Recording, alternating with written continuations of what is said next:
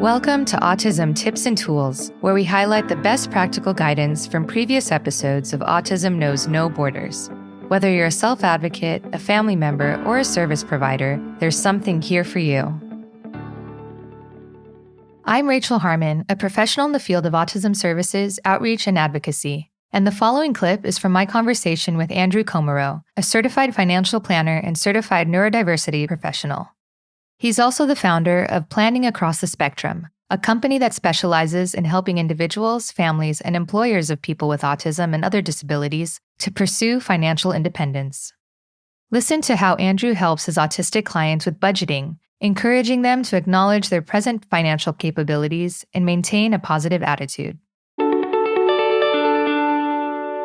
I will say there's an app that I really like to recommend. It wasn't designed specifically for our population, but I find it works really well. It can help even cancel things like that gym membership you can't get out of and just lay things out in a unique way. I do a free open once a month, just live YouTube, two autistics talk money with another individual. And we try to keep it open to answer questions because a lot of times, I guess I'm saying a lot of that advice I don't want to charge for, right? I want to give away. I want to help people. And so as a way to give away some of my time with the financial literacy and some of the basic and repeatable things, I take a practical approach in that it's always better to do something than to have big plans and do nothing. A couple things I notice, especially about autistic population, is we seem to feel more shame in general around money. And when we're not necessarily good with money, I think we blame it even internally, right? Or I have my clients where they think it's their autism that makes them not good at it. When in fact, they're as good, if not better, than a lot of neurotypical clients surrounding money, finance, etc. We just, for whatever reason, right? Maybe it's because, we want to know so much and there's just details and it's such a confusing field for everyone. So one of the first things I do is I encourage individuals to take some credit for where they are. And most of the time, they're doing better than they think they are. A great example is many people for the first time with the budgeting question will come to me and they'll be like, I don't have a budget. I say, good, great. I don't have a budget either. And then I get, huh? And the way I put it as an analogy is it's hard to keep a strict budget and everything that goes in and out. It's not sustainable. So I really equate that to the strict budgeting and really keeping track is really important the same way as weight loss, for example. It's not meant to be forever.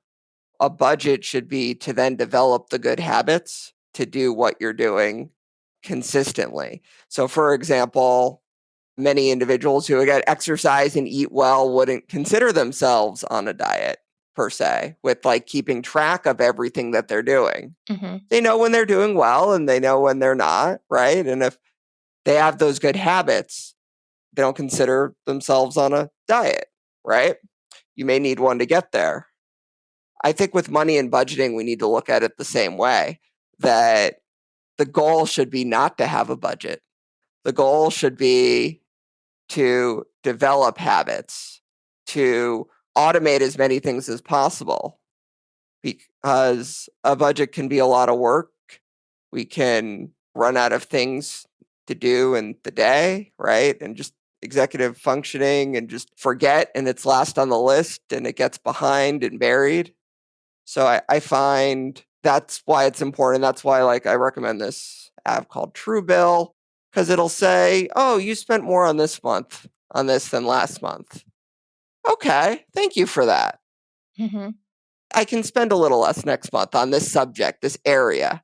Or here's your subscriptions that you have. Are there any you're not using? And we'll help you cancel them, which that's useful, right? Not categorizing everything.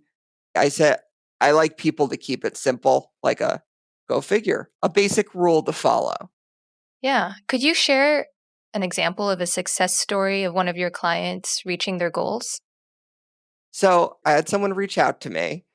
It was a sad situation where there was a teacher for 24 years, son autism. So we do work a lot with parents too at our firm, and other planners are parents as well. And it was a sad situation where he had a terminal illness. And in order to qualify for the pension, so his son, wife, daughter would get the pension for the rest of their lives, he needed to work 25 years. And he was not going to make it 25 years. And they came to us. Again, they were trying to help with set all the things up and do all the planning that, maybe should have been looked at a while ago, but obviously it's very important now. And I wanted to solve the problem of how do we fix this? Is there anything we can do? Mm-hmm. And there was a union rep. He was a teacher for our state and the pensions benefit department. And I offered to call, and I called and I said, well, I think, and I don't do a ton of work with teachers, but I have a few, right? I think he can buy some years of service. For example, if he worked in another school system, right, and didn't pay into the pension, I think he can buy some service. And they said, yeah, no, he can, as long as he has some qualifying service. And I got the email this week, and it was, they're able to do it. He had some community college or some other teaching, right? Because usually, again, teacher does some other things for some other school system. And for $8,000, that's all it would cost for him to buy in for, now $8,000 isn't nothing to, but it's also that pension that he worked for for 25 years, his wife and kid will be able to get. That's huge. And on one hand, it made me so happy that I was able to help them in a sad situation, but it was also validating and frustrating. Why didn't anyone else think about that? Why didn't somebody look at the problem of, can we get an exception? He's going to pass away, right? Like, or a disability, or what are the options he has? I came at it from, what are the options to get him those 25 years? And knowing from a client I met with 6 years ago that he bought a year of service, for example, as a teacher, I said, well, why can't we do that? Yeah. Anyway, so that's the example. I know it's kind of sad, but that's my job. And right, but that out of the box kind of thinking helped this family. So much. Yeah.